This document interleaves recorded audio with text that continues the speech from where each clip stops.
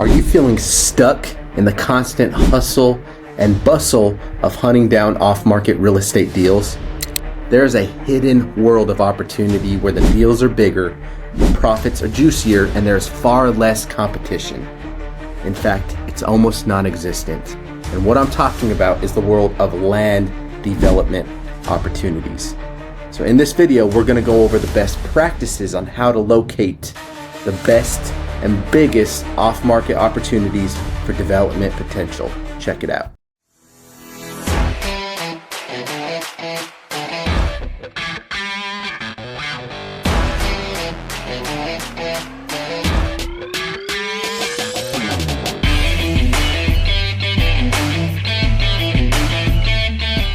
Hey everyone, my name is Ben Lovro. Now I've been flipping houses for the past 7 years. We've flipped hundreds of houses across tons of different states in southeastern United States. And let me tell you, the real money lies in land development opportunities. You're not just dealing with a single property, but we're talking entire communities and developments where you can make high 6 and even 7-figure profits for locating the best deals. So in this video, we're going to go over some of the best practices on the target strike zone locations where some of our developers and strategic partners in some of these markets are buying most aggressively. And we're also going to show you a quick back of the napkin underwriting technique where you can go over these properties in a quick and smooth way to identify if this potential site could fit for land development. So finding and structuring deals for big developers, it's a little bit trickier than your traditional single family real estate. The terms are a lot different. The timelines are different. So knowing how to get into these opportunities and stay in control of the deal is very, very time consuming, and it can be a little bit daunting. Now, in this process, the number one thing is timing, right? Because at the end of the day, we're talking multi-million-dollar acquisitions for this land, right? Sometimes 10, 20, 50 million dollars for larger tracts.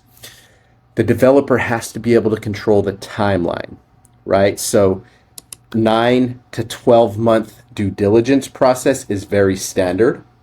Now, usually the first 30 to 90 days is the initial due diligence, at which point they do put some hard money down.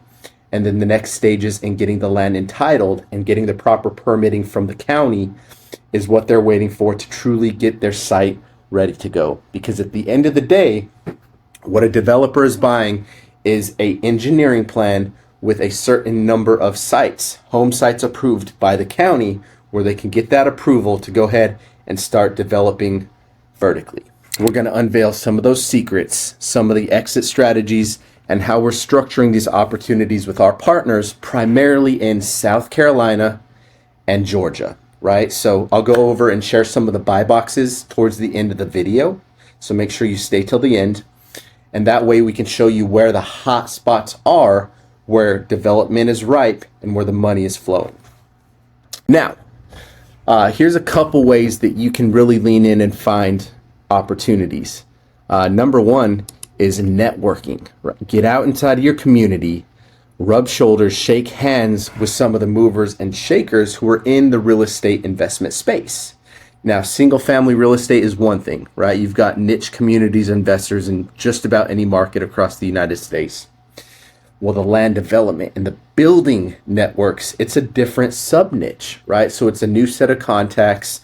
It's also almost like a hidden language, right? The way that traditional real estate is much different from investment real estate. Well, when we're talking land and entitlements and development, there's a whole new set of lingo and understanding when it comes to it. You don't always have to be the master of all, and in fact, you don't have to act like you know it all. But having the assurance that you have a team behind you, right? A team of developers, contractors, home builders, underwriters, investors like myself can help give you that confidence when entering into conversations, simply just letting people know that you're looking for opportunities, right?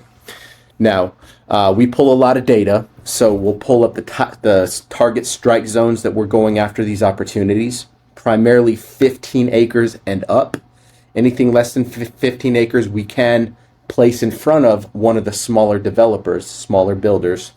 But the big opportunities where opportunity is flowing is usually 15 to 100 acres, right? Larger tracts, larger development opportunities. Now, once we find the piece of land, it's all about structuring the deal.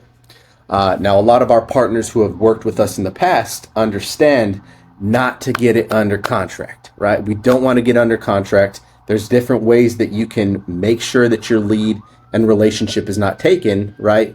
Non-disclosure agreements, NDAs, making sure that all the proper paperwork is in place. But in order to structure this deal in a way that can be handled and managed by your end buyer, you need to make sure that they can control the terms, right? So in many cases, we're placing these in front of our groups prior to the contract stage, right? That way we can get the terms, we can get a LOI, a letter of intent drawn up, and go through the formal process of getting it to contract, right?